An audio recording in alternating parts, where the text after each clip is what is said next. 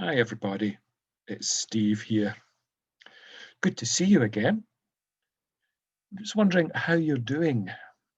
I find this time of year, you're starting work, coming to school, it's dark.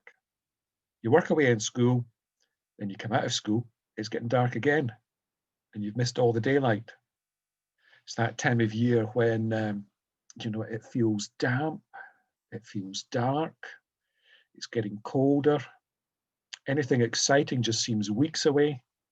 And of course, we're back into lockdown. I've got a question. I don't know how you're feeling, but a question. Are you finding it hard to cope just now? Maybe you're not. Maybe you're doing okay. Brilliant. But I'll bet you know somebody who's struggling to cope. And maybe some of you are struggling to cope.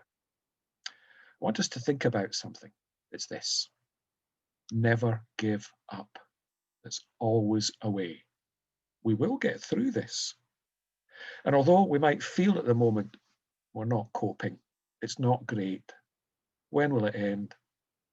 There is a way through. Never give up. I want to talk a bit about that idea that we should never give up. And I want to tell you the story of William Kamkwamba. It's a brilliant name, isn't it? William Kamkwamba is from Malawi. Now, he goes to school as well, but after being at school all day, he couldn't go home and relax. He would come home and help his family to work on their farm. Well, if he didn't, everybody would starve in the family. That's a good incentive to work hard. But they didn't give up. Even though it was hard going for all of them, a lot of work, they just didn't give up. Do you feel like giving up? You finding it hard to cope? They didn't give up. Now, William stuck in at school. In primary 7, he loved the books, especially in school, but English is not his first language. And the school books were all in English. Some of them came from Scottish schools. He says, I didn't read well, so I mainly taught myself just using the pictures and the diagrams. And we think we can't cope. We think things are tough. He didn't give up. Never give up. Using the pictures and diagrams, he learned how to fix radios for all his neighbours. He would fix a radio if it was broken for just a few pence. Now, sending him to school there in Malawi cost £50 a year.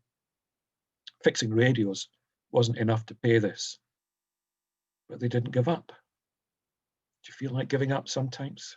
Feel like you can't cope? You think about all those difficulties. He also had no electricity in his house, and he studied his book by lamplight, but he didn't give up.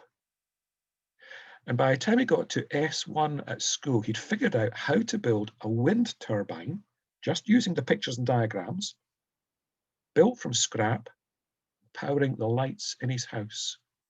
He managed to get 4 electric bulbs going and a phone charger. Amazing. But then a drought came, and none of the family's crops grew, and a famine followed, but they didn't give up. Do you feel like giving up? You feel you can't cope? Think of William and his family. They wouldn't give up. William built a second, bigger wind turbine to draw water for the family's fields so they could plant new crops. They just didn't give up. And then he figured out how to link the turbine to some homemade solar panels to power 6 homes. It's incredible. Never give up. There's always a way. Let's be honest, sometimes we do feel like giving up. Sometimes we think we can't cope. When I feel that way, I always go to my Bible.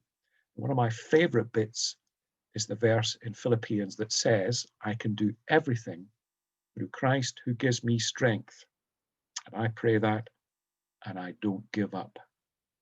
I know maybe you don't like to pray, but remember that. You could use that verse. And anyway, never give up. There's always a way. I'll be praying for you that you get through all of this, and I'll see you again next week. You take care. Bye.